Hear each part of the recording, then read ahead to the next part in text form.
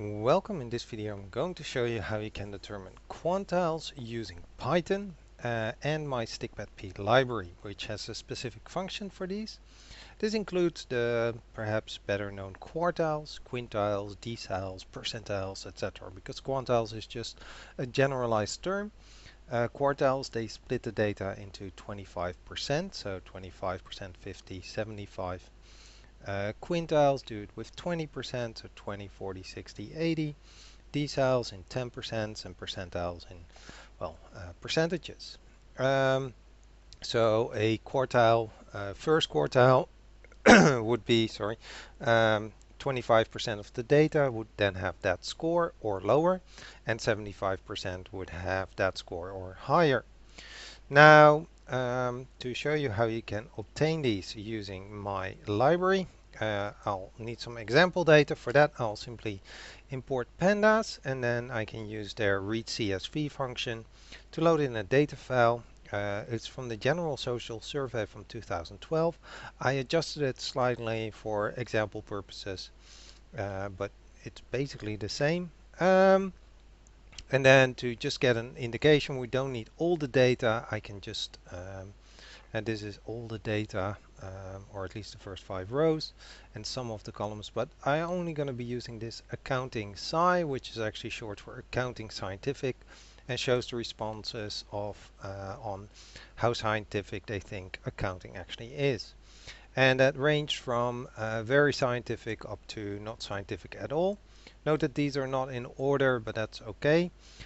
We can actually see which unique items there are as well by just using unique. And let's also specify what the order should be as a small dictionary. Now my library can be stikpetP, can be installed by using pip install, and then just refer to my GitHub account. I've already installed it myself, so I just import it as PS. The functions of interest would be ME, short for measures, and then underscore quartiles, or if you want ME and then underscore quantiles. They have very similar input methods. It's the data, which is either a panda series with the data, and it doesn't actually have to be as numbers. It can just be a panda series with the data. The levels. So if it's not numeric, then you also add the coding, and then you can specify any of 20 different methods I have in there. If you use own for that, you can actually specify which indexing method to use, what to do if the proportion is less than 50% and the index is fractional, or if it's an integer, and the same if it's above 50%.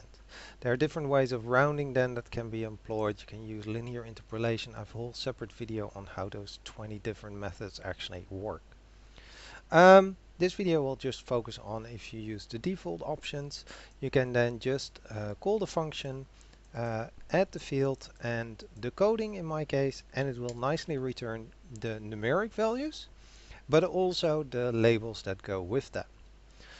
For quantiles, I can specify how many quantiles I want. So I want, in this case, the quintiles, and it shows all 5 of them. There's actually one more because it starts at the zeros, which should be the minimum, and the last one should always be the maximum. And again, the labels.